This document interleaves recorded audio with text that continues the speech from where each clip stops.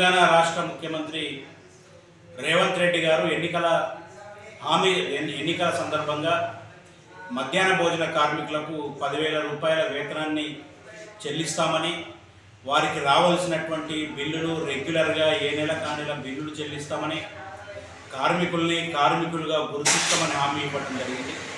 కానీ వాళ్ళు అధికారంలోకి వచ్చిన 2 సంవత్సరాలకి వాటన్నిటిని కూడా పక్కన పెట్టి మధ్యాహ్న భోజన పథకాన్ని హరే రామ హరే కృష్ణ అనేటటువంటి ఒక స్వచ్ఛంద సంస్థకు సంబంధించినటువంటి అక్షయ పాత్రకు ఇచ్చి ఇవాళ వాళ్ళ ద్వారా మేము భోజనాలు సప్లై చేస్తామని చెప్పేసి ఆ పథకాన్ని ఇవాళ మధ్యాహ్న భోజన పథకంలో తీసుకొస్తా ఉన్నారు.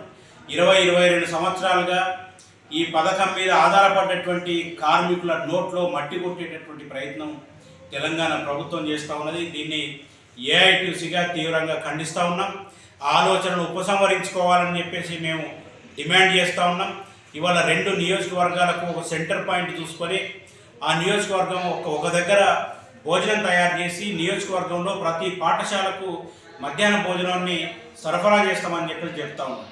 ఇవాళ ఏ స్కూల్కి ఆ స్కూల్ వంట చేస్తేనే భోజనం నాణ్యతగా లేదని బాగలేదని చెప్పేసి చెప్పేటటువంటి ఈ రోజుల్లో ఇవాళ ఒక సెంటర్లో భోజనం వంట చేసి దాన్ని సరఫరా చేయటం అంటే అది ఆ భోజనం పాడయ్యేటటువంటి అవకాశం ఉన్నది. నాణ్యమైనటువంటి భోజనం పిల్లలకు అందేటటువంటి అవకాశం కూడా లేదు. కాబట్టి మధ్యాహ్న భోజన పథకాన్ని యథాతథంగా కొనసాగించాలని, అదే రకంగా గత ఆగస్టు నెలలో రాష్ట్ర ప్రభుత్వం గ్రీన్ ఛానల్ ద్వారా మధ్యాహ్న భోజన కార్మికులకు వేతనాలు చెల్లిస్తామని, బిల్లులు చెల్లిస్తామని హామీ ఇవ్వడం జరిగింది.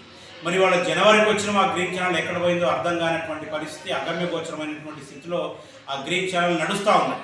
కాబట్టి గ్రీన్ ఛానల్ ద్వారా మాత్రమే వారికి వేతనాలు చెల్లించాలని, బిల్లులు చెల్లించాలని, ప్రతి నెల యథాతథంగా ఉండాలని, మధ్యాహ్న భోజన పథకాన్ని ఇదే పద్ధతిలో కొనసాగించాలని ఏఐటీసీగా డిమాండ్ చేస్తూ ఉన్నాం.